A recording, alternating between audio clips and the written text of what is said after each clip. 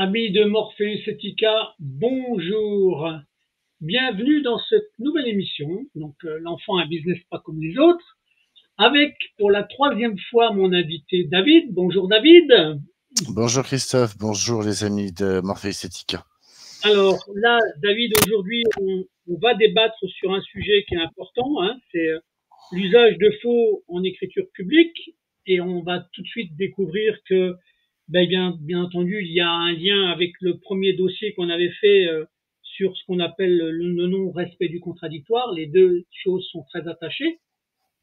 Alors moi, quand je parle de l'usage de faux en écriture publique, bien sûr, je vais m'appuyer énormément sur ce qu'on appelle les rapports mensongers des services sociaux.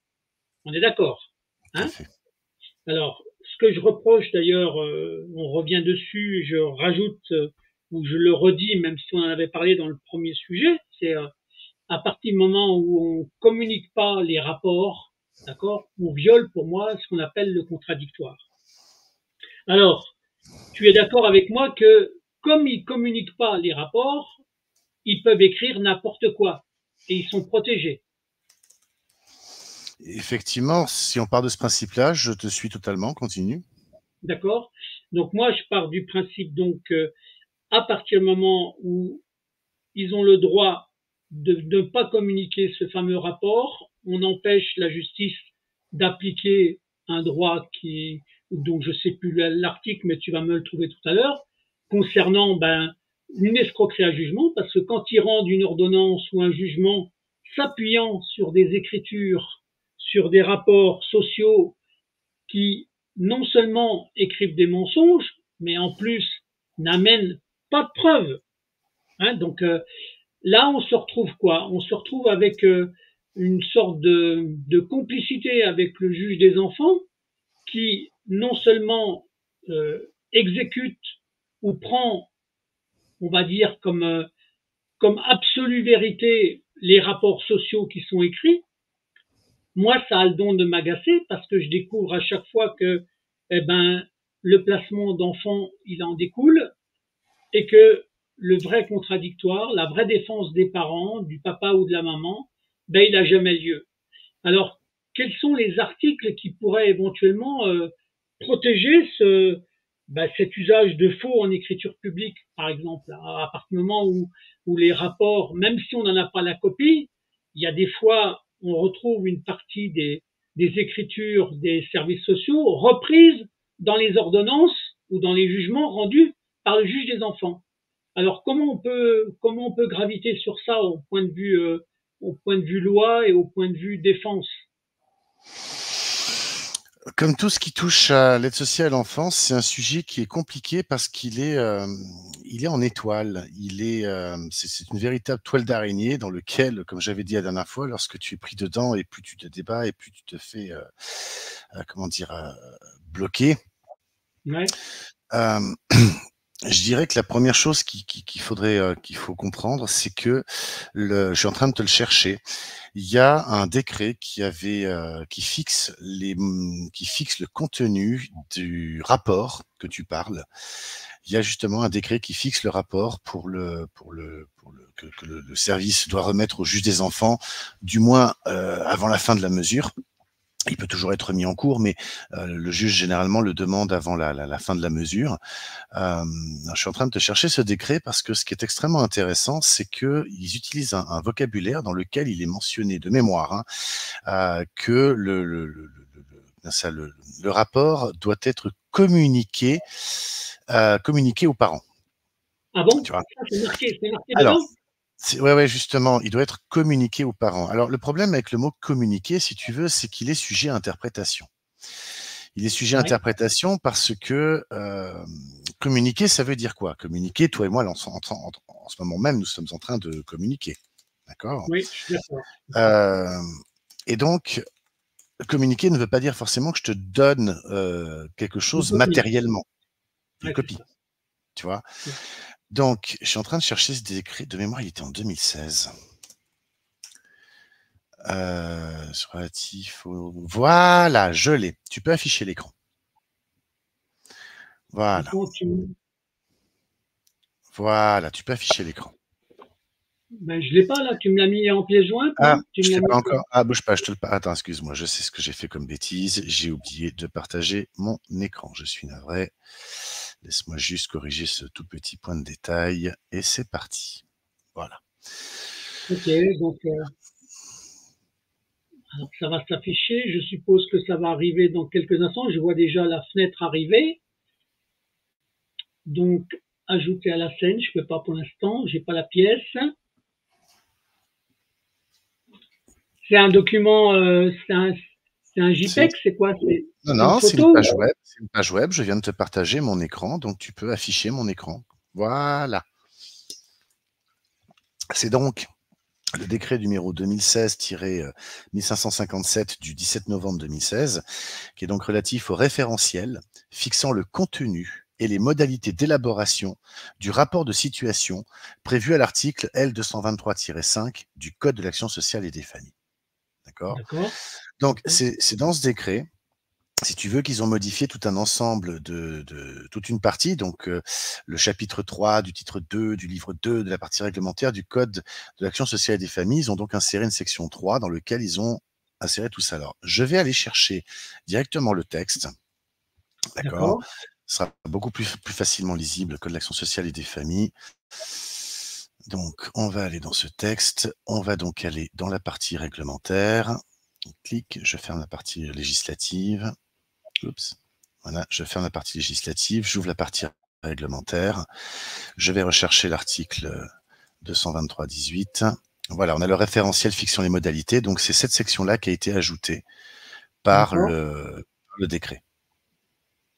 Et si je vais directement sur Légifrance pour voir cette partie-là, c'est que s'il y a eu une petite modification entre-temps, ça me permettra de la voir plutôt que... Voilà, donc je vais chercher l'article, je vais remonter d'un cran pour aller sur le référentiel. Voilà, comme ça, j'ai tout le bloc de la section D'accord. 3 qui est donc relatif au rapport de situation. D'accord? Donc Ok. ce rapport, on voit qu'il est établi au moins une fois par an et tous les 6 mois pour les enfants qui sont âgés de moins de 2 ans. Je ne vais pas faire toute la lecture du texte, hein, chacun peut aller lire les D'accord. choses. Moi, ce que j'ai remarqué, c'est que voilà, le président du conseil départemental, c'est l'article R223-21, donc c'est une mesure réglementaire. Donc pour moi, une mesure réglementaire ça s'impose à l'administration, en l'occurrence ici le président du conseil départemental. Il doit Ouais. porter donc le contenu et les conclusions du rapport à la connaissance du père, de la mère et de toute autre personne exerçant l'autorité parentale, du tuteur ou du mineur, en fonction de D'accord. son âge, de sa maturité. Lorsque ce rapport est transmis à l'autorité judiciaire, c'est déjà fait préalablement. D'accord. Donc ça veut dire qu'il y a l'obligation de communiquer, en fait. Alors, c'est là, si tu veux, ce que moi j'appelle la novlangue de l'assistance éducative. C'est-à-dire Ouais. que là, on nous dit bien que le président du conseil départemental, on est bien d'accord que ce sera jamais lui, ce sera toujours un de ses délégués, qui va porter à la connaissance du père ou de la mère le fameux rapport, le fameux contenu, Ouais. les fameuses conclusions du rapport. D'accord? Donc, ça ne veut pas dire, ce texte ne veut absolument pas dire que le rapport doit être transmis. Ouais. Alors, dans certains dossiers, tu as des parents qui reçoivent le rapport. Tu as dans certains dossiers le parent qui reçoit un document qui résume le rapport. Tu as dans d'autres dossiers, les parents sont convoqués à l'aide sociale et on leur lit le rapport. Et parfois, malheureusement, on a des dossiers dans lesquels le rapport, on le découvre au tribunal. Il est déposé au greffe, parfois la veille, voire même à l'audience. Donc le rapport n'a pas du tout été porté à la connaissance du père et de la mère. Ouais, D'accord? mais ça, c'est abusif, ça. Alors, c'est là tout le problème parce que si on revient sur l'article 16, donc c'est en lien avec la vidéo précédente qu'on avait fait sur le respect du contradictoire d'une certaine manière. C'est ça qu'on Ouais. approfondit aujourd'hui. Je veux dire, le juge des enfants, il doit en toutes circonstances faire observer et observer lui-même le principe de la contradiction. C'est l'article 16 du Code de procédure Ouais. civile. C'est ça. C'est ça. Il ne peut retenir dans sa décision les moyens, les explications et les documents invoqués, donc en l'occurrence les rapports, ou produits par les parties. Alors je rappelle que l'aide sociale à l'enfance n'est pas une partie à l'affaire, comme on avait pu le voir dans une décision judiciaire. Ouais. Enfin, le service gardien, en tout cas, n'est pas une partie à l'affaire. Le département, lui, en est une, par contre. Le service gardien ne l'est pas, le département, par contre, lui, il l'est, et évidemment, le procureur en est une, ainsi que les parents et les enfants. Donc, les documents invoqués ou produits donc, ne peuvent pas être retenus que si celles-ci ont été à même que ces parties ont été à même d'en débattre. Et donc, le juge ne peut fonder sa décision sur les moyens de droit qu'il a relevés d'office sans avoir au préalable invité les parties à présenter leurs observations. Donc, C'est ça qui est dangereux, en fait, parce que c'est ça, tu es d'accord avec moi que c'est rarement respecté, ça? c'est malheureusement ce que je constate effectivement dans tous les dossiers que j'ai. Là, j'en ai encore un exemple. J'ai une maman qui vient de m'envoyer une décision, une ordonnance d'un juge. Des enfants évidemment, hein, Oui. vient de m'envoyer donc sa décision. Le juge décide de suspendre, je vais te lire la décision par ces motifs. Disons que les droits de visite médiatisés de madame sont suspendus à compter de ce jour et jusqu'à l'audience d'échéance des mesures de placement des enfants du mois de septembre 2024. Donc ça veut dire qu'à partir d'aujourd'hui jusqu'à l'audience qui est prévue en septembre, madame n'a donc plus de droit de visite avec ses enfants. D'accord. Ouais. Et quand je reprends, si tu veux, les motivations du juge, il nous dit qu'il ressort de l'ensemble de ces éléments que le comportement de madame ne peut plus être toléré en ce qu'il est non seulement contraire au respect dû aux travailleurs sociaux, chargés d'une mission de service public, mais également parfaitement contraire à l'intérêt de ses enfants, qui se trouvent pris dans un conflit de loyauté entre les services éducatifs et leur mère. Un conflit de loyauté entre les services éducatifs et leur mère, qui n'a de cesse de contester la légitimité de leur placement et qui les insécurise par ses attitudes et propos inadaptés. Les précédentes décisions du juge des enfants réduisant le droit de la mère n'ont pas eu pour effet d'apaiser madame dans ses revendications, celles-ci étant de plus en plus menaçantes et vindicatives.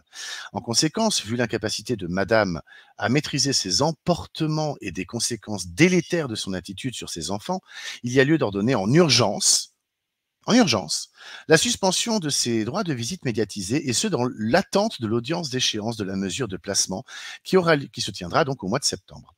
Il est attendu que madame, dans l'attente, qu'elle cesse ses attaques à l'égard des services éducatifs et qu'elle se concentre sur l'intérêt de ses enfants et leurs besoins, afin que l'audience à venir soit l'occasion d'un échange constructif sur son rôle auprès de ces derniers et la place qu'elle entend occuper à l'avenir. C'est à ces conditions que la réouverture de ces droits sera envisagée. Enfin, de permettre aux enfants de continuer à entretenir des relations hors la présence de leur mère, il convient de maintenir les rencontres fratries. Alors, il maintient les rencontres fratries.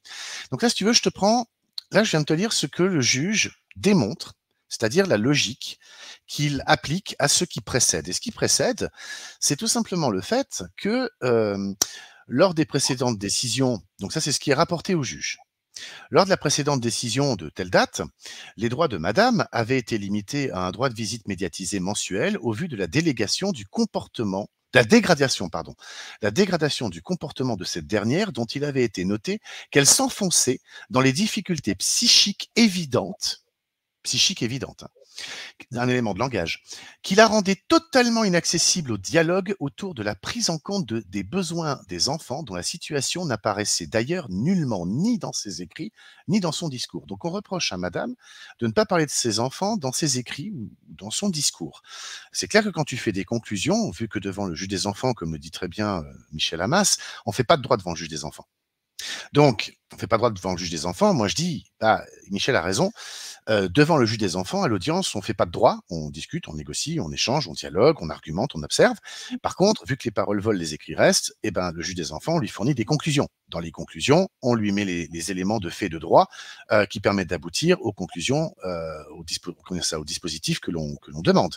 Tu vois, aux prétentions, comme on dit, aux prétentions. Donc l'article bidule, il dit ça, les faits s'avèrent être dans ce sens, la jurisprudence dit ça, donc j'en conclus que j'ai droit à ceci, j'ai droit à cela dans cette situation. Je veux dire, c'est aussi simple que ça. Donc là, on reproche à madame que dans ses écrits, elle ne parle pas de ses enfants, mais uniquement de droit. D'accord ? Il en avait en outre été relevé le mieux-être des enfants depuis la sécurisation des droits maternels, compte tenu de ces attitudes changeantes, colériques, autocentrées ou inadaptées à leur égard. Pourtant, il résulte des notes transmises par le service éducatif que la situation ne s'est pas améliorée et que, bien au contraire, le comportement de madame devient de plus en plus menaçant, agressif et virulent à l'égard des éducateurs, et ce, y compris en présence des enfants lors des visites médiatisées. Ainsi, lors de la dernière visite de telle date, elle a pu directement s'adresser à son fils. l'enfant est nommé, en lui indiquant qu'il allait retourner à la maison en septembre et qu'elle mettait tout en place pour récupérer ses enfants, ce qui a déconcerté et insécurisé ces derniers, donc les enfants. Elle n'a, par suite, eu cesse de prendre ses enfants à partie contre le service éducatif, répétant à plusieurs reprises qu'elle était victime du placement abusif de ses enfants et que ces derniers étaient emprisonnés par l'aide sociale à l'enfance. Madame en question était donc dans un tel état que les travailleurs sociaux ont craint pour la sécurité, celle-ci faisant référence à un film où la mère frappe une assistante familiale et se montre particulièrement virulente et menaçante. Alors, le fameux film en question serait, d'après ce que j'ai compris, le fameux film de Virginie Efira, dont je t'avoue, je n'ai plus le nom, où elle montre un petit peu ce qui se passe avec l'aide sociale à l'enfance. Et à un moment, effectivement, il y a une scène où je crois que Virginie fait un coup de boule à l'assistante éducative. Et donc, je ne sais pas pourquoi, lors de leur dernière rencontre, la maman que je te parle et cette assistante, ou cette assistante sociale, ou cette éducatrice, je ne sais pas, sont venus à parler de ce film. Et je ne sais pas pourquoi, de cette scène. Et donc, moi, ce que ma maman me rapporte, c'est ah, et ça vous a plu, hein, vous rêvez de le faire. Donc, il y a eu de la provocation, si tu veux. Et, si tu veux, voilà, ce qu'on est en train de dire, c'est que là, il n'y a pas de preuve de quoi que ce soit, ce sont des allégations infondées. Tu vois, Oui, c'est ça, c'est ça. on rapporte au juge, si tu veux, moi j'appelle ça, si tu veux, un rapport closer. Closer, Gala, Voici, tu sais, tous ces magazines contre lesquels j'ai rien du tout, mais qu'on voit régulièrement, tu sais, publier, on va dire, Ouais, des articles sur telle ou telle personne qui a de la notoriété, un chanteur, un politique ou je ne sais quoi. Et au bout d'un moment, on voit que ces mêmes articles, enfin, on voit de temps en temps ces magazines avec en première page la décision de justice qui les condamne pour diffamation ou je ne sais plus quoi, enfin bref. Donc ils ont annoncé quelque chose et derrière, après au tribunal, ça s'est avéré être totalement erroné. Ça a porté atteinte à telle ou telle personne qui a évidemment attaqué le magazine et donc se voit, si tu veux, obligé de publier donc la décision judiciaire qui les condamne pour des faits effectivement d'atteinte à l'honneur. Et ben là, si tu veux, j'ai l'impression qu'on est un petit peu dans la même situation. C'est-à-dire bah qu'on a, oui, on a des oui, gens qui ne comprennent pas que le dossier, je le connais bien, la maman en question, ça fait 5 ans que les enfants sont placés là. Aujourd'hui, il y a eu 5 ans, c'était sa première audience. Je veux dire, le dossier, vraiment, il est vide. Hein. Je te le dis franchement, le dossier, il est vide. Il y a rien dedans. Il y a absolument rien. Il y a aucune maltraitance, il y a aucune négligence, il y a rien du tout. Je veux dire, c'est un dossier absolument vide. Et en fait, ce dossier est plein, si tu veux, d'éléments de langage comme celui-ci. Alors, si effectivement les gens du service social se sentent menacés ou auraient été menacés, pourquoi ne déposent-ils pas plainte contre madame? Si oui, tu veux, ça constituerait de la matière. Derrière, le procureur devrait faire son job, convoquer madame, lui dire, bah voilà, moi j'ai une plainte pour ceci ou pour cela. Est-ce que les faits sont avérés ou pas? Et puis, j'ai envie de dire que la procédure pénale, elle devrait suivre son cours. Mais en fait, les services sociaux ne déposent pas plainte pour ça. Tu vois? c'est normal. Ouais, Ils ne constituent pas de matière. En fait, ils vont se plaindre au juge des enfants Voici Gala Closer, tu vois? ouais, ouais. Et le juge des enfants, j'ai envie de dire que quelque part, malheureusement, il tombe dans le panneau. Et il tombe dans le panneau, et donc après, ben, on regarde l'article 16, tu vois. Là, il y a des éléments, on va dire, des allégations qui lui sont rapportées. Il prend une décision qui dit bon, puisque c'est comme ça, moi je coupe tous les droits. On est bien d'accord que ça viole complètement la Convention internationale des droits de l'enfant, puisque le but, c'est justement de renouer les liens avec les enfants le plus vite possible. Hein. Non seulement la Convention internationale des droits de l'enfant accorde à l'enfant le droit de grandir dans sa famille naturelle, mais en plus de ça, elle dit bien qu'une séparation doit être la mesure la plus drastique et en pris en dernier ressort. Je veux dire, vu que c'est la décision la plus violente. La Cour européenne des droits de l'homme nous dit bien à plusieurs reprises, et elle juge de manière constante, que la prise en charge d'un enfant par les services de l'État, donc un placement, hein, doit être le plus court possible et tout doit être mis en œuvre pour renouer et reconstituer la famille le plus rapidement possible. Donc, on peut pas se permettre, si tu veux, au regard du droit international, d'aller pleurnicher chez le juge des enfants. Oh, madame, elle m'a parlé d'un film dans lequel il y a effectivement une scène de violence. Non, je veux dire, ça veut rien dire. Madame, je veux dire, il n'y a pas de preuve, il n'y a rien, il n'y a que dalle. Donc là, c'est même pire que la dissimulation de preuves. J'appelle ça de l'escroquerie au jugement. Bah oui, moi aussi, parce que là, le juge, quand il écrit ça dans son ordonnance, ça veut dire qu'il est manipulé par les services sociaux et qu'il écoute que les services sociaux. Ben, quelque part, j'ai envie de te dire, la preuve est effectivement que donc le juge reçoit, il a vu donc la dernière décision du juge des enfants en telle date, qui a renouvelé la mesure de placement. Il a vu le jugement de telle date qui a fixé au profit de la mère un droit de visite médiatisé mensuel en lieu neutre selon un calendrier déterminé à l'amiable avec le service gardien. Il faut savoir que depuis 5 ans, elle n'a droit quasiment qu'à des visites médiatisées. Or, les visites médiatisées, on a une des jurisprudences de la cour du tribunal, je sais plus, bouge pas, je vais te la retrouver tout de suite. C'est le tribunal de Paris. Bouge pas le bateau, je te le dis tout, je la retrouve tout de suite. Hop, elles ne doivent pas perdurer, c'est ça que j'essaie de te dire. Hop, alors, médiatiser. Droit de visite médiatisé. En fait, bon, je vais te retrouver ça pendant que je te parle. Donc, en fait, madame, voilà, elle a depuis 5 ans des droits de visite médiatisés, d'accord. Ouais. Et en fait, les droits de visite médiatisés, la cour, je sais plus si c'est la cour d'appel ou si c'est le tribunal ou si c'est la cour de cassation, je crois que c'est la cour d'appel, qui nous dit depuis longtemps que elles n'ont pas pour vocation à perdurer dans le temps. Elles sont là exclusivement pour s'assurer qu'il n'y ait pas un danger, si tu veux, entre le parent et l'enfant, et que elles doivent forcément déboucher sur on va dire des droits beaucoup plus larges. Tu vois, Ouais, ouais. j'arrive pas à la retrouver. C'est absolument dingue. J'arrive pas à la retrouver. Bon, c'est pas Bon. grave. Et donc, si tu veux, là, ça fait 5 ans qu'elle est en visite médiatisée. Je veux dire, elle craque. Les enfants craquent, tout le monde craque. Ah oui, Elle c'est ça. craque. Tu vois? Donc là, j'ai presque envie de dire, quelque part, au vu de la situation, on tombe dans de la maltraitance. Je veux dire, quand tu prends le dossier, tu t'aperçois qu'on dit à madame, ah, mais vous ne collaborez pas avec les services sociaux. Mais collaborer, alors déjà, pour commencer, il faut savoir que la Cour européenne des droits de l'homme nous a déjà dit, enfin, commence à dire maintenant de plus en plus que le fait de caractériser un parent de non coopérateur, viole l'article 8 de la CEDH. Oui, Tu bien vois? sûr, bien sûr. Donc, ça, c'est une première chose. Et puis, pour pouvoir collaborer, il faudrait qu'il y ait un plan. Un plan, c'est-à-dire que il faudrait qu'on sache le travail qu'a effectué. Je veux dire, quelle est la défaillance du parent, puisqu'on reproche aux parents des choses. Quelle est la défaillance du parent? Quelle a été cette défaillance? Il faut qu'elle soit Ouais, mais identifiée. Il faut qu'on justement, puisse, il faut qu'on puisse établir, si tu veux, un fameux projet pour pouvoir remédier, donc apporter le remède, si tu veux, à la défaillance. Tu vois? Donc, si effectivement on n'a pas de projet pour l'enfant, tu vois, eh ben, oui. il y a pas de travail à effectuer, il y a pas de travail établi à effectuer. Ouais, mais tu vois, ce que je trouve abominable, c'est que le juge des enfants, il ne s'occupe que des accusations des services sociaux.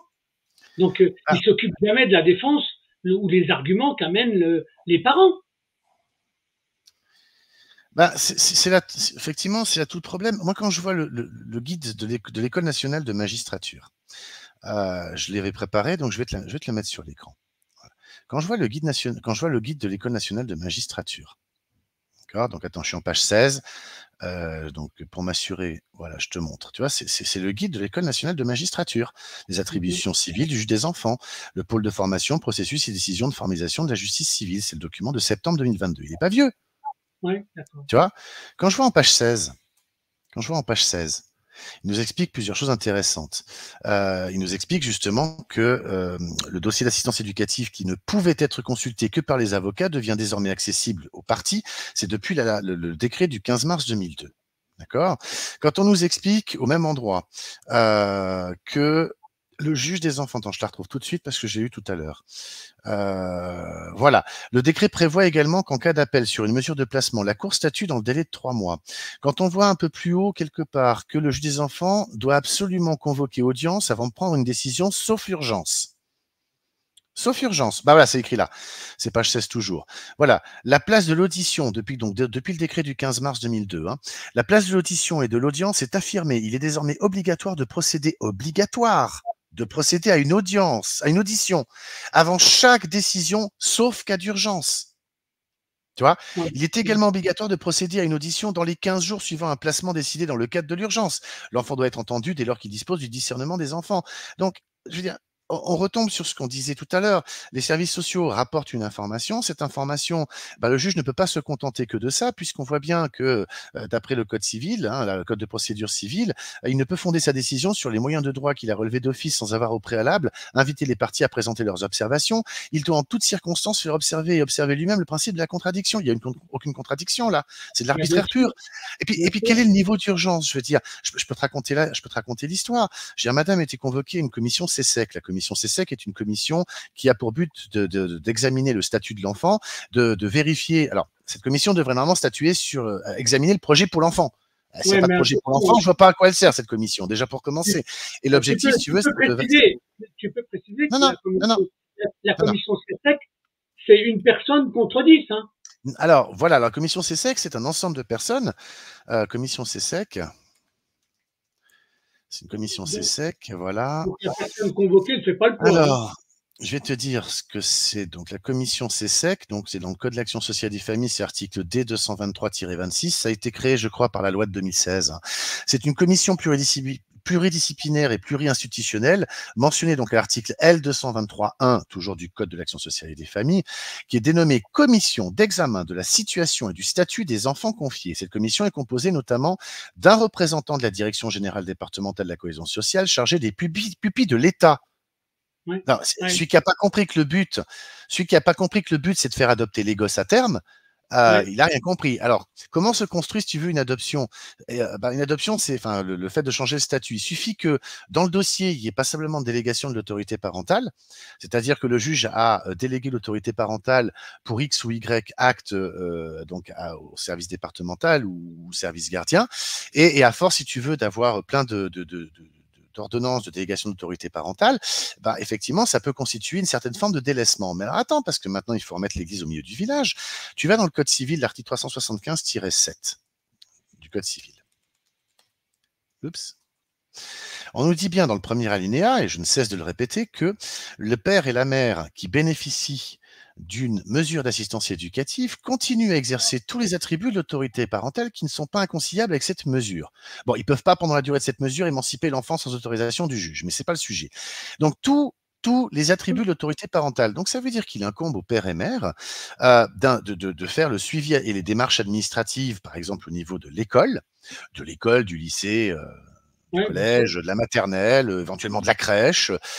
C'est au père et mère qu'il incombe, si tu veux, de faire les démarches administratives, euh, le suivi, etc. Tout ça, d'aller de suivre les gamins à l'école, leur niveau scolaire, d'aller aux réunions scolaires des parents d'élèves, d'aller de voir si effectivement, si l'enfant a besoin, on va dire, d'un soutien scolaire, et de le faire. Il incombe également au père et mère, dans le cas de la santé, de prendre rendez-vous avec les différents médecins, de continuer le suivi médical des enfants, dentistes, etc., l'oculiste, l'ORL, enfin tout ça, quoi. C'est à eux qu'il incombe tout ça. Tu vois, c'est écrit là, 375-7 du Code civil, c'est écrit là. Donc, si tu veux, quand tu as un service gardien qui écarte totalement le parent de la vie de l'enfant, au prétexte que l'enfant est détenu, moi je parle détenu, d'ailleurs c'est le vocabulaire qui est employé par la doctrine de la Convention internationale des droits de l'enfant, le fait qu'un enfant soit pris en charge par une personne tierce qui n'est pas son parent, c'est une détention. Que l'on l'appelle placement, parce que c'est du civil, ou détention, vocabulaire pénal, au regard de la Convention internationale des droits de l'enfant, c'est kiff bourrico, c'est la même chose. C'est une D'accord. détention. On est détenu au sens propre du dictionnaire. L'enfant est détenu par le service gardien, à qui le juge l'a confié, le juge des enfants. Et, a fortiori, le département, lui, il confie l'enfant donc soit à une famille d'accueil, soit à un foyer. Donc l'enfant est bien détenu, et on parle de service gardien, donc l'enfant est bien gardé à vue. Tu vois, Mmh. gardé à vue. Et donc, c'est ça le problème, c'est qu'on prive le parent de continuer le suivi scolaire de l'enfant, les démarches administratives, le suivi médical, les rendez-vous chez les médecins, les activités économiques, enfin pas économiques, les activités sociales et culturelles, comme par exemple la musique ou le sport, ou je sais pas moi, des sorties à des activités culturelles, tu vois, que ce soit un concert, que ce soit Ouais, bien je sais sûr, pas bien moi, sûr. un musée, une exposition, que ce soit un match sportif, que ce soit, on prive les parents de tout ça. Alors que le truc qui est quand même assez dingue, tu prends l'article L311-3 du Code de l'action sociale et des familles. Je tombe Ça, c'est un truc qui est hallucinant de le lire. L'exercice des droits et libertés individuelles est garanti à toute personne accueillie et accompagnée par des établissements des services sociaux et médico-sociaux, puisque lui sont assurés notamment le respect de sa dignité, de son intégrité, de sa vie privée et familiale, de son intimité, de sa sécurité, de son droit d'aller et venir librement. Putain, c'est dingue quand même, franchement. Tu vois? Donc, si tu veux, moi, ce qui m'inquiète, c'est que je suis en train de faire quelques recherches sur la loi de 1989. Je crois que je l'ai pas affiché ici. Non, je l'ai pas affiché là. Alors, je suis en train de faire quelques recherches sur la loi de 1989 et je suis vraiment inquiété de voir. C'est la loi du 24 juillet 1889. Alors, on la trouve pas sur Légifrance. Étonnamment, Bon, on ne la trouve pas sur Légifrance. Voilà ce que j'ai trouvé. Là, je t'avais parlé l'autre jour de l'ordonnance du 23 décembre 1958 qui est relative à la protection de l'enfance et de l'adolescence en danger. C'est cette ordonnance-là qui a créé, si tu veux, enfin, c'est pas elle qui a créé le juge des enfants. Celle qui a créé le juge des enfants, c'est celle de 1945. Mais c'est cette ordonnance-là qui a donné au juge des enfants, non plus enfin, il lui a donné la casquette civile de protection de l'enfance. Avant, il n'avait que la casquette pénale, de condamnation de l'enfant au pénal. D'accord? Depuis cette ordonnance de 58, il a la casquette civile de protection de l'enfant. Et regarde ici, qu'est-ce qu'on a? Vu la loi du 24 juillet 1889 sur la protection des enfants maltraités ou moralement abandonnés. D'accord? Eh bien, cette loi-là, elle n'est apparemment, je dis bien apparemment, je suis en train de faire des recherches, pour moi, elle n'est pas abrogée. La seule chose qui a été abrogée, c'est écrit ici, c'est le septième de oui, c'est ça. C'est le septième de l'article 2 de cette loi, tel qu'il était complété par le décret du 30 octobre 1935. D'accord? Ce qui m'inquiète quand je lis cette loi du 21 juillet 1989, c'est que dès que le gamin était placé, on perdait automatiquement, alors à l'époque, c'était la puissance paternelle, qui est devenue entre-temps l'autorité parentale. Donc en gros, si tu veux, les parents étaient déchus de leurs droits sur l'enfant et de leurs responsabilités. Tu vois? Et comme cette loi n'est pas abrogée, sinon ce petit septième de l'article 2, mais cette loi ne me semble pas être abrogée, c'est ce que je suis en train de chercher. Ce qui m'inquiète, en fait, c'est que ça expliquerait, si tu veux, le comportement des services sociaux à l'égard des parents qui disent, bah voilà, nous avons l'enfant en charge, vous n'êtes plus rien, vous les parents. Et donc, pour qu'on puisse vous rendre vos droits, il va falloir que vous collaboriez avec nous. Et donc, collaborer, moi je veux bien, mais à quoi? Eh ben, il faut qu'il y ait une défaillance qui soit identifiée. bien sûr. Il faut qu'il y ait un projet, d'où le fameux projet pour l'enfant. Il faut qu'il y ait un projet, si tu veux, qui aura pour but de remédier au danger, tu vois, à la carence, par exemple, la fameuse carence éducative qui est tant alléguée, tu vois, au fin que soit ordonné, si tu veux, le retour de l'enfant à domicile, la levée de la mesure, puisque c'est le but ultime tel que établi par la Cour européenne des droits de l'homme, l'article 8 de la CEDH, son interprétation, le droit au respect, le droit à la vie privée, il en découle que le droit à la famille est protégé et que donc une mesure d'assistance éducative doit être la plus courte possible et tout doit être mis en œuvre pour atteindre ce but de reconstituer la famille le cas échéant. D'accord? Donc si tu veux, moi ce qui m'inquiète, c'est de voir les services sociaux qui viennent devant le juge avec ce que j'appellerais des jérémiades. Ah mais le parent m'a dit un truc que j'ai pas aimé, son comportement ceci, son comportement cela. Je veux dire, je vais être cru, Christophe. On s'en fout des services sociaux. Ils sont là pour faire un job. Ils sont là pour faire un job. Ce job, moi, dans les dossiers que je vois, en réalité, ils ne le font pas. Le seul qu'ils font, c'est de garder l'enfant. Ça, oui, Ouais, ça, ils le font. Ça, ils c'est gardent ça. l'enfant. Ils le gardent tellement que l'enfant, il n'a, je suis désolé, il a aucun droit d'aller et de venir librement. Moi, dans les dossiers que j'ai, les enfants ne vont pas aux anniversaires de leurs camarades d'école. La plupart ne vont même pas à des activités sportives. Ceux qui sont malheureusement à l'école en perdition, il n'y a aucun soutien scolaire. Ouais, bien sûr. Tu vois, C'est destructeur en fait. Hein. c'est absolument destructeur. Tu vois, donc moi, si tu veux, ce qui m'inquiète, c'est que ce que j'observe, en tout cas dans mes dossiers, moi, ce que j'observe, c'est que euh, les enfants sont pris en charge par le département qui le confie à un foyer ou une famille d'accueil. Et à partir de là, l'enfant est vraiment ce que j'appellerais gardé à vue. Il est privé de son droit d'aller et venir librement. Il ne voit plus son grand-père, sa grand-mère, son oncle, sa tante, ses cousins. Je veux dire, même les anciens, même les copains qui appelleraient le foyer ou la famille d'accueil, on leur refuse de rencontrer les enfants placés. Voilà, on leur refuse tout ça. Tu vois, donc moi je suis désolé, mais l'article L311.3, il est violé.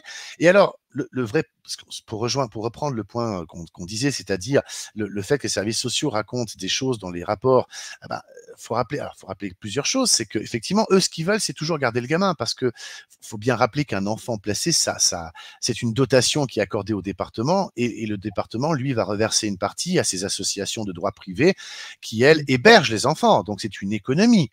C'est une véritable économie, tu vois. Donc, quand on a un retour de ces gens-là, qu'il soit le service gardien, il faut pas oublier que le service gardien, ils font un rapport au juge. Alors, la question se pose, leur rapport, il tombe sous le coup de quel type de texte? Ça, c'est vraiment la question que je me pose, parce que je suis en train de chercher ce que je voulais te montrer. Voilà. Alors, constitue un faux toute altération frauduleuse de la vérité, de nature à causer un préjudice et accompli par quelque moyen que ce soit, dans un écrit ou toute autre support d'expression de la pensée, qui a pour objet, qui peut avoir pour effet d'établir la preuve d'un droit ou d'un fait ayant des conséquences juridiques. D'accord? Donc en gros, tu écris quelque chose qui s'avère être faux et ça a des conséquences juridiques derrière, c'est ce qu'on appelle un faux. D'accord? Alors, le faux, il peut être intentionnel ou il peut être maladroit. Je veux dire, tu fais une demande de carte d'identité à la mairie, et quand tu le fais de manière électronique sur Internet, t'as pas fait gaffe, tu as été tellement vite que tu as écorché ton nom. La mairie, c'est pas de leur faute. Oui, c'est ça. D'accord? Bon, il n'y avait aucune malintention derrière. À la limite, tu refais une correction, tu redemandes une carte d'identité, ça peut arriver, excusez-moi, voilà, une erreur, ok, je l'ai pas vu. Il n'y a aucune intention frauduleuse, si tu veux, derrière. Le faux, ça peut être, par exemple, je sais pas moi, tu as un copain qui travaille à la préfecture et tu lui demandes une carte grise volée sous le tapis. Il y avait une histoire comme ça il y a quelques années en arrière. Je crois que c'était plus les années 90 ou un truc comme ça. Il y avait une histoire de vraies fausses cartes grises qui circulaient. Donc elles étaient authentiques, si tu veux, dans le sens où c'était des vrais documents qui étaient là.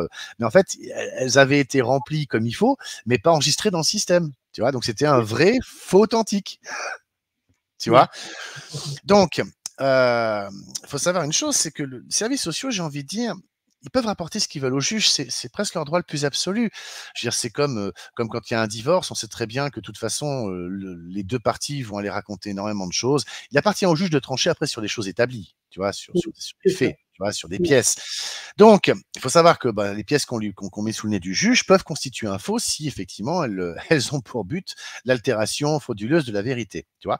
Mais alors après, tu as plein de sous-textes justement, parce que tu as les faux commis dans les documents délivrés par une administration publique, aux fins de constater un droit, une identité ou une qualité, ou d'accorder une autorisation. Alors ça, ce serait par exemple, tu vois, le faux dans le type j'accorde un permis de construire, par exemple, tu vois, accorder une autorisation, accorder un permis de construire, constater un droit.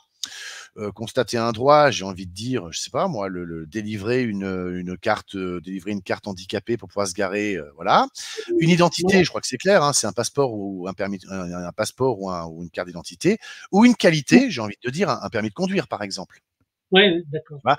Donc les rapports de l'ASE, ils tombent pas là-dedans. Ouais. Bon, la détention frauduleuse d'un de ces documents est donc punie de 2 ans d'emprisonnement. Bon, c'est pas ça. Le faux commis dans une écriture publique ou authentique ou dans un enregistrement ordonné par l'autorité publique est puni de 10 ans d'emprisonnement et de 150 000 € d'amende. Ah, alors là, attention, 2 choses. La première, c'est que avant, en termes de peine, on était à 5 ans d'emprisonnement et 75 000 €. Donc là, on est dans ce qu'on appelle les délits. Oui. Mais attention, parce que là, on bascule dans le faux commis en écriture publique ou authentique ou dans un enregistrement ordonné par une autorité publique est puni de 10 ans d'emprisonnement et de 150 000 €. Si j'ai bon souvenir, à partir de 10 ans, on est dans le crime. Ouais, c'est ça, c'est ça, Si c'est j'ai ça. bon souvenir. Dès le moment où il y en a 10 ans d'emprisonnement, il me semble qu'on passe en crime. Tu vois? Donc là, Mmh. on est dans un faux en écriture publique. Les rapports sont Mmh. des faux, peuvent être une écriture publique, vu que s'il est commis effectivement par le service départemental, évidemment que c'est le service départemental, c'est une administration publique. Donc si elle commet un faux, c'est une écriture publique. En ce qui concerne les rapports qui sont remis par le service gardien, ce qu'il faut comprendre, c'est que puisque ce sont des associations qui sont conventionnées avec le département, ils ont premièrement, ils ont un statut d'association de droit privé. Mais comme ils sont conventionnés avec le département et ils exercent une mission de service public, ils tombent sous le coup du fameux code des relations entre le public et l'administration qui fait d'eux un membre du service public. Tout à Exactement fait. comme d'autres organismes. Tu prends par exemple la CPAM. La CPAM, c'est un organisme privé. La Caisse primaire d'assurance maladie, c'est un organisme privé qui exerce une mission de service public. Ils se doivent donc d'agir selon les préceptes et préconisations et textes en vigueur du service public. Ils agissent en tant que fonctionnaires sans en avoir le statut. Tu vois. Ouais. Donc, le faux en écriture, effectivement, lorsqu'il est public ou authentique, apparemment, c'est un crime. Alors, moi, j'ai envie de te dire, ça me pose pas de problème que les services sociaux écrivent n'importe quoi. Fondamentalement, ça me pose pas de problème. Pourquoi? Bon, parce que le rapport, on est censé pouvoir le lire, parce que le temps de le contester, c'est compliqué, parce qu'il arrive au greffe du tribunal on va dire, à une échéance qui nous laisse pas beaucoup de temps pour pouvoir faire les démarches derrière au bon endroit. Et donc, ce qui m'intéresse plus, si tu veux, c'est le fait que nous avons l'article 457 du Code de procédure civile qui nous dit que le jugement a la force probante d'un acte authentique sous réserve des dispositions du 459. Bon, on peut aller voir le 459. Le 459, comme ça on évacue tout doute. L'omission ou l'inexactitude d'une mention destinée à établir la régularité du jugement ne peut entraîner la nullité de celui-ci s'il est établi par les pièces de la procédure, par le registre d'audience ou par tout autre moyen que les prescriptions légales ont été faites et ont été en fait observées. Bon, donc ça ne nous met pas une exception particulière. D'accord? Donc le jugement, il a la force probante d'un acte authentique. Alors ça veut dire que quand le juge des enfants reprend à son compte une écriture publique qui est fausse, il commet ce qu'on appelle un faux authentique. Ouais, ouais. Bah là, s'il y a un faux authentique, c'est qu'il y a un problème. C'est que Bah le oui, juge lui-même commet donc un crime. bah oui, c'est ça qui est grave en fait. Donc s'il commet un crime, il faut dénoncer ce crime. Et alors là, du coup, ça permet, donc là, attends, bouge pas, je l'ai plus en tête. Ah, je l'ai plus en tête. Non, mais C'est le c'est code grave quand procé même. Je l'ai plus en tête, code procédure civile. Ah, je l'ai plus en tête. Je suis navré. Mais si on a effectivement les moyens de prouver dans le jugement que ce qu'a écrit le juge, pas ce qu'a dit la partie qui fait une prétention, hein, Ouais, ce qu'a écrit le mais ce juge. qu'a dit le juge, c'est-à-dire ce qu'a validé le juge, c'est-à-dire dans sa motivation à lui. D'accord. Mmh.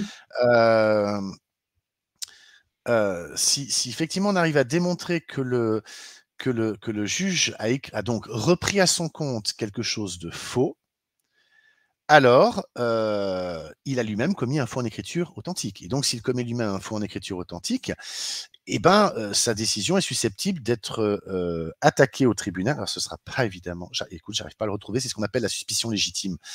Et, et, Mmh. je sais plus. Ça, je l'avais pas prévu. Je suis navré. J'avais pas prévu de C'est parler pas de grave, ça. c'est pas grave, c'est pas grave. Ça te Article reviendra, ça te 48. reviendra. Article 48. J'ai 48 en tête, mais c'est pas ça. C'est pas la compétence. Je Là sais là, plus. tu parles de la suspicion, hein, c'est ça? Hein? Et donc, si on a une suspicion légitime, c'est peut-être le code de procédure pénale. Laisse-moi vérifier. Donc, si on dénonce, si tu veux, auprès du procureur de la République l'acte authentique comme étant un faux, parce qu'il y a un faux en écriture publique. Ouais. Alors, il faut savoir que la plupart du temps, le procureur de la République, il va te renvoyer à la maison en te disant non merci. Donc, soit il classe sans suite, soit il fait une ordonnance de rejet. Code de procédure pénale. Et donc, résultat des courses, tu fais appel au doyen des juges d'instruction et si l'appel que tu déposes n'a pas été rejeté par le doyen des juges d'instruction dans le délai de 5 jours après réception, je te parle de tout ça de mémoire, hein, l'affaire est réputée instruite. Dès le moment où l'affaire est réputée instruite, non, c'est pas ça. C'est pas ça. Dès le moment où l'affaire est réputée instruite, eh ben, tu es à ce moment-là dans un litige avec le juge des enfants. Oui, d'accord. Donc tu as une suspicion légitime qui te permet de, enlève mon écran. Tu as une suspicion légitime qui te permet, Oui. de demander donc que, il se déporte. Mmh. Tu vois? Donc, si tu veux, voilà, ce qu'il faut comprendre, c'est que on devrait avoir effectivement devant le juge des enfants, comme on avait dit la dernière fois, le respect du contradictoire. Donc, si on n'a pas le respect du contradictoire, le juge risque de commettre quand même une grave erreur parce qu'en reprenant à son compte les allégations de l'ASE sans aucune preuve, ben, il pourrait commettre lui-même un faux en écriture authentique. Tu vois? Ouais. Et OK. j'ai même allé beaucoup plus loin que ça. Je vais même aller beaucoup plus loin que ça. Moi, il y a quelque chose que j'aimerais qu'on tente, j'aimerais vraiment que les avocats tentent dans les dossiers. Je vais te sortir quelque chose qui provient de la Cour de cassation. C'est un document que j'avais trouvé sur le site de mémoire de l'ONED ou de l'ONPE ou je sais plus, par là, un organisme national de protection de l'enfant quelconque. Tu peux afficher mon écran. Heu, on a une jurisprudence ici, le manquement d'obligation à l'objectivité et d'impartialité. Et la Cour de cassation, elle avait dit qu'en écrivant dans les motifs de son jugement, Madame X prend plaisir à rappeler les circonstances douloureuses du décès de son fils, du décès du fils des demandeurs et de leur nuire en voulant culpabiliser un père endeuillé, le premier juge, par l'utilisation de la terminologie prend plaisir, a exprimé une appréciation morale personnelle qui est nécessairement extérieure à l'exigence d'objectivité et d'impartialité lui incombant, et qui est de nature à affecter en conséquence la validité de la décision judiciaire. La nullité du D'accord. jugement doit donc être prononcée. Donc si le juge n'est pas impartial, sa décision est nulle. Et moi, si tu veux, j'ai l'impression, quand on prend les différents jugements et ordonnances, euh, que comment dire, des L'impartialité, elle manquements est à aussi. l'obligation d'objectivité et d'impartialité, elle est absolument prégnante. Ah bah oui, ça me paraît évident. Tu D'accord. vois? Et ça, c'est peut-être quelque chose qu'on devrait exploiter. Parce qu'en Ouais. fait, effectivement, j'ai un service social qui vient de dire: «Oui, alors, madame m'a menacé». Madame t'a menacé. Moi, j'ai le cas d'une maman qui a porté aux services sociaux, aux services gardiens ou au département, je ne sais plus, tu sais, les documents de l'ONU relatifs à l'affaire Majani, Abida et Dame Stockholm, Ouais, ouais. tu vois? Elle les a apportés en disant, bah, écoutez, rendez-vous compte où on en est aujourd'hui en France. La France est possiblement, dans le viseur de l'ONU pour crime contre l'humanité. Le service gardien a rapporté ou le département a rapporté au juge qu'en fait, madame avait menacé le service gardien pour crime contre l'humanité. Tu D'accord. vois? Mais c'est pas une menace, franchement, mais franchement, Mais non, c'est pas une menace. Donc tu vois, c'est quand même assez dingue. J'ai un parent c'est de la qui avait manipulation, hein, c'est de la manipulation. c'est de la manipulation. J'ai un parent qui avait, imprimé tout le, tiens, ça c'est intéressant à savoir, ça peut peut-être aider beaucoup de parents. Il faut savoir que la Haute Autorité de Santé, alors je vais expliquer le cadre. Tu prends le code de l'action sociale et des familles, l'article 226-3, le L évidemment. À l'intérieur de cet article, on nous dit bien qu'il y a un référentiel pour l'évaluation du danger lorsque la CRIP, elle doit faire son travail. Voilà, l'évaluation de la situation d'un mineur à partir d'une information préoccupante est réalisée au regard du référentiel national d'évaluation des situations de danger ou de risque de danger pour l'enfant. Et ça a été fixé par décret après avis de la Haute Autorité de Santé. Donc, ce qui est génial, c'est que cet article, si tu veux, ça a été mis, je sais plus, en 2016, je crois, ou peut-être même en 2007. Hein. Et le décret, il est passé, je crois qu'en 2019, 20 ou 21. D'accord? D'accord. Et tu as effectivement eu la haute autorité de santé. Alors, HAS, je vais mettre HAS référentiel national, danger, assistance éducative. Ouais, premier référentiel, voilà. Évaluation globale de la situation. Donc, on a ici, si tu veux, sur le site de la Haute Autorité de Santé, voilà, l'évaluation globale de la situation des enfants en danger ou risque de danger. Tu as le cadre national de référence. D'accord? Oui, Donc, dans cette page-là, en bas, tu as un préambule, tu as un premier document, tu vois, tu as un premier document, tu as tout ça qui est téléchargeable. Hein. Tout d'accord. ça est téléchargeable. Et en fait, tous ces D'accord. téléchargements-là, Tous ces téléchargements, ils sont listés et expliqués juste au-dessus. Donc, on a dans le préambule, il présente les enjeux. Dans le livret 1, il précise les conditions à mettre en place au niveau de la gouvernance globale. Le livret 2, il définit le circuit de recueil de l'information préoccupante et le traitement aussi. Le livret 3, c'est un guide d'accompagnement à l'évaluation. Ensuite, tu as la boîte à outils qui est composée de 8 documents dans lequel il y a les conseils pour les entretiens avec les enfants et les adolescents, le conseil pour les entretiens avec les parents, les informations pour les parents et les modèles de courrier et contenus pour flyer type. Tu as les modèles de journal de bord pour l'évaluation, tu as la présentation des acteurs concernés, tu as la trame pour le recueil des informations préoccupantes, tu as la présentation des modalités d'accueil et d'accompagnement de la protection de l'enfance, tu as les trames de rapport d'évaluation. Et donc, si tu veux, j'ai des parents qui ont téléchargé tous ces documents, qui les ont imprimés, qui les ont amenés au département en leur disant, bah, écoutez, j'aimerais bien qu'on reprenne les choses et puis qu'on remplisse ça ensemble. Je veux dire, il y a même le référentiel projet pour l'enfant. Même le référentiel du projet pour l'enfant ou la trame du projet pour l'enfant. Voilà. Donc, tu as le ministère de la Santé. Je veux dire, on parle pas du site complotiste du coin quand même. On parle du site du ministère de la Santé quand même, qui a une proposition de trame du projet pour l'enfant et du rapport de la situation. Tu vois, ça date quand même de décembre 2016. Ça date pas de ce matin, tu vois, c'est pas de la dernière pluie, décembre 2016 quand même. Donc, il y a ici, tu vois, tout un document, il est déjà prêt, tu vois, tu as le projet pour l'enfant, la famille, machin, tu as tout qui est dedans, les modalités d'accompagnement, je veux dire, tu as une trame, elle est là, elle est posée. J'ai des parents qui ont été voir le département avec ces documents-là, que ce soit celui de la Haute Autorité de Santé sur, donc, je te dis, la trame d'évaluation globale de la situation de danger, ou que ce soit la trame pour le projet pour l'enfant. J'ai des parents qui ont été voir le département avec ces documents. La réaction a été de leur rire au nez. De leur rire au nez. Carrément? Non. Mais carrément, mais oui. De leur rire au nez.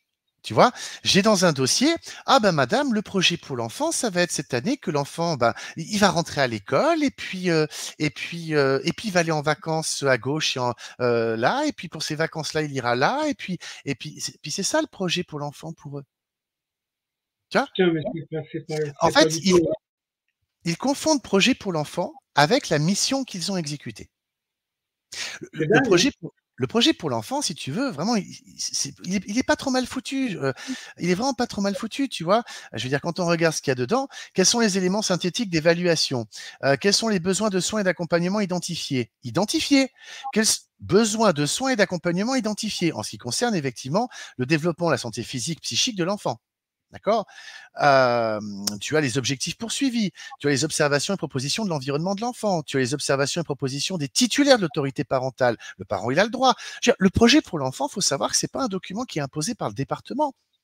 C'est un document qui est construit en collaboration entre les services sociaux et le parent. Il n'est pas imposé aux parents, il est construit ensemble. Mais pour qu'il soit construit ensemble, il faudrait que dès le départ de la procédure, on va dire la procédure soit correctement respectée, c'est-à-dire qu'on ne saisit le juge, ou plutôt on ne va vers le procureur de la République qu'à condition, je vais le réafficher, le 227-17 du Code de procédure pénale, du Code pénal, pardon, qu'à condition que le père ou la mère, il ou elle se soit soustrait sans motif légitime à ses obligations légales au point de compromettre la santé, la sécurité, la moralité ou l'éducation de son enfant mineur. Sinon, c'est une mesure administrative, c'est pas une mesure judiciaire. Donc, Oui. comme l'avait très bien dit le Comité national de Conseil des droits de l'homme, il n'y a que 20% des parents qui sont inquiétés pour ces faits-là. Donc, ça veut dire qu'il y a 80% de placements abusifs. Si je fais un calcul aberrant, vraiment exagéré, vulgaire, je veux dire, Pierre Navès nous avait dit 50% de placements abusifs. Ok, moi, je veux bien. Mais on reprend depuis le début. On va pas voir le procureur de la République, j'ai envie de dire, sans projet pour l'enfant, sauf urgence. Je veux dire, quand tu as un dossier ou trop, où tu as plein d'enfants dans une cave qui sont inexistants administrativement, et on sait ce qui s'est passé dans ce dossier, ceux qui ne savent pas vont se documenter, quand tu vois l'horreur qu'ont vécu ces êtres vivants, effectivement, on les prend, on les récupère, on les place, on verra, on va dire, pour l'administratif après, parce qu'il y a une urgence vitale. Ces enfants étaient en danger de mort. Oui, oui. D'accord? Donc là, effectivement, on ne va pas tourner autour du pot. C'est prévu dans les textes en cas d'urgence. Bah, en cas d'urgence, on fait une ordonnance de placement provisoire. Très bien. Le procureur, il fait ce qu'il faut pour placer le gamin. Le juge des enfants, il est saisi, il doit statuer dans les 15 jours. OK, très bien. Jusque-là, j'ai pas de souci. Mais nous, les dossiers qu'on a, c'est pas ça. Les dossiers qu'on a, c'est madame a laissé un biberon sur une table. C'est Ouais. l'enfant est autiste. Non, pardon, il n'est pas autiste. L'enfant, il est atteint d'un trouble du comportement probablement dû à de la maltraitance parentale. Non, il est autiste. Non, il est autiste. Tu C'est vois? incroyable. Ah, C'est ça, c'est de la manipulation, hein, c'est de la transformation des faits, en fait. c'est exactement ça. Et puis, regarde, je vais reprendre ma fameuse jurisprudence de la Cour de cassation du 20 octobre 2021. Celle-là aussi, elle est magnifique, cette jurisprudence qui justement a remis la primauté du juge aux affaires familiales sur le juge des enfants. Regarde, le truc, il est extraordinaire quand tu lis ici, quand je dis que les procureurs ne font pas leur job, quand tu lis ici que 373-2-8, 373-2D8, référé. Voilà. L'urgence n'étant pas davantage un critère de compétence du juge des enfants, l'urgence n'étant pas davantage un critère de compétence du juge des enfants, il sera rappelé que le juge des affaires familiales peut, en cas d'urgence, être saisi en référé ou par assignation à jour fixe, conformément aux dispositions de l'article 1137 et suivant du Code de procédure civile, par les parents ou le procureur de la République en application de l'article 373-2-8 du Code civil.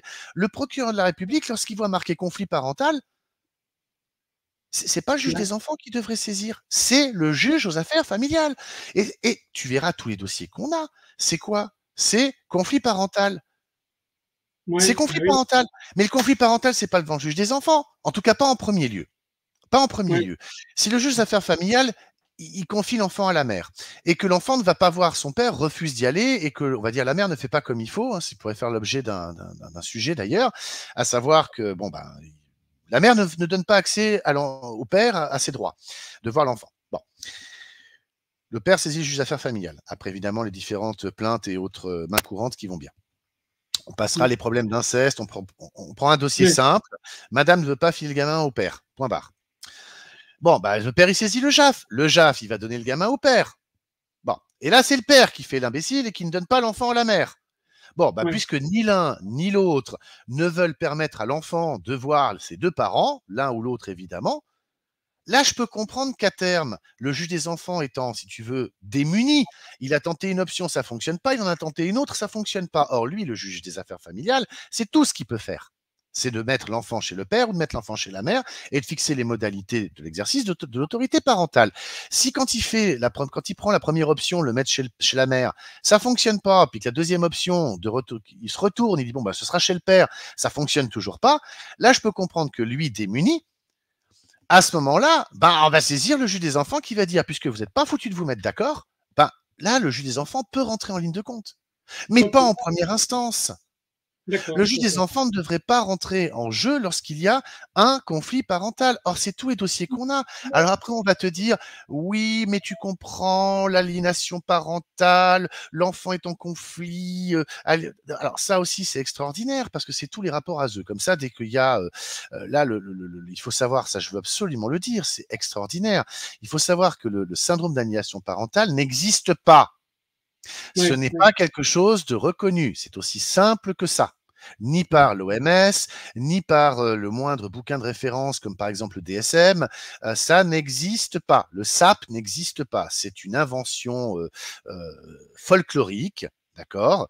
Et alors il se trouve que, j'essaie désespérément de retrouver ça dans mon Vademecum, il se trouve que justement, depuis 2018 de mémoire, voilà, je l'ai.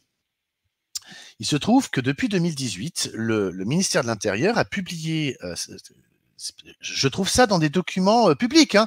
Dès 2018, le ministère de Justice a mis en ligne une note d'information sur le site intranet de la Direction des Affaires civiles et du Sceau pour, je cite, informer les magistrats du caractère controversé et non reconnu du syndrome d'aliénation parentale, virgule, les inciter à regarder avec prudence ce moyen lorsqu'il est soulevé en défense et leur rappeler que d'autres outils sont à leur disposition en matière civile. Ainsi, il est ainsi, il appelle les acteurs, donc le ministère de la Justice, hein, il appelle les acteurs de la protection de l'enfance et des services aux familles à ne pas utiliser cette notion controversée, ce que semble ignorer donc tant le juge, moi je dis que donc ce que semble tant ignorer le juge de première instance que le psychologue du service d'AEMO. Je veux dire, que le syndrome d'aliénation parentale, l'aliénation parentale, le conflit de loyauté, ce sont des choses qui ont été rejetées par le gouvernement français dans le 5e plan contre les violences faites aux femmes, plan du 25 novembre 2019.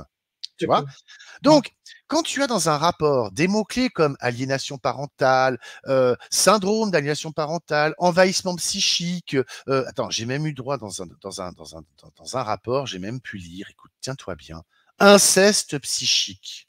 Non, mais putain, c'est de l'usage abusif en fait de mots, en fait. Hein. Exactement. Les assistantes sociales, les éducateurs et même, j'ai envie de dire, les psychologues ne peuvent pas poser ce diagnostic-là. C'est un psychiatre qui pourrait le faire éventuellement. C'est comme le fameux syndrome de Munchausen par procuration. Je veux dire, d'après les chiffres, on a une infime portion de la population mondiale, hein, c'est 0,00003% de la population mondiale, donc c'est infime qui serait atteint d'un Munchausen. Donc un Munchausen, c'est de courir les médecins jusqu'à ce que le médecin va établir le diagnostic que tu veux entendre. D'accord. En tout cas, bon, en tout cas, laisse-moi terminer juste là-dessus. Le Munchausen par procuration, c'est la même chose, mais quand tu le fais pour ton gamin. Enfin, pour une personne tierce. On peut pas détecter ça. C'est des heures et des heures et des heures. Mais eux, on a un claquement de doigts. Et ça, si tu veux, ce sont ces fameuses preuves, j'ai envie de dire, abusives, des choses qui le juge fait l'erreur de tomber dans le panneau en disant, bah oui, le service social me dit Munchausen par procuration, ben je le colle dans ma décision. Aliénation parentale, ben je le colle dans ma décision. Conflit parental, ben je le colle dans ma décision. Le parent a crié, hurlé, machin, ben je le colle dans ma décision. Le parent ci, le parent ça, j'ai pas quand même en décision. Mais quand tu regardes pour des choses beaucoup plus simple. Est-ce que tu as déjà vu dans un dossier le fait qu'il y ait un calendrier établi pour les visites? Non, on va simplement dire le madame n'est pas venue ou monsieur n'est pas venu à telle visite, mais on n'a jamais établi le calendrier n'est jamais remis chez le juge ne peut pas vérifier si ce qui est allégué est véridique. Il n'y a jamais aucune preuve de rien, jamais. Ce sont des allégations, c'est un juge arbitraire. Le juge des enfants, malheureusement, est un juge arbitraire. La façon dont il fonctionne, c'est de l'arbitraire. Voilà, bah écoute, on va dire que pour ce rendez-vous de cette heure-là, bah, ça sera le mot de la fin, parce qu'on arrive au terme de notre entretien d'aujourd'hui. On en aura un autre, mais là, pour aujourd'hui, si tu avais un mot en finalité pour conclure ce rendez-vous d'aujourd'hui là. Moi, je dis à tous les avocats, vous attaquez les actes authentiques que sont les jugements pour faux en écriture authentique. Et vous suivez la procédure qui va bien. Donc, ça s'attaque évidemment au pénal. Les procureurs rejettent, on passe au doyen des juges d'instruction. Et si dans les 5 jours, après réception par le doyen des juges d'instruction, la procédure n'est pas rejetée, eh ben, c'est qu'elle est réputée donc en cours d'instruction. Et si elle est réputée en cours d'instruction, ben, ça permet tout simplement de dire au juge des enfants, tu peux plus statuer, tu es obligé de te récuser, tu dois sortir de là. Voilà. C'est ce qu'avait expliqué d'ailleurs Frédéric Fabre dans une des vidéos qui est publiée sur ta chaîne YouTube. Oui, c'est ça. Hein. Voilà. Bon, en tout cas, je te remercie de ce rendez-vous-là. Je te dis rendez-vous à tout à l'heure parce qu'on a un autre sujet. Hein. Tu n'oublies pas qu'on aura le 4e grand sujet, les accusations sans preuve. Ok? Les accusations sans preuve, tout à fait. Bon, à tout à l'heure. Je te remercie David et je te dis à très très bientôt. Ok? À très bientôt, merci. Ciao. Salut.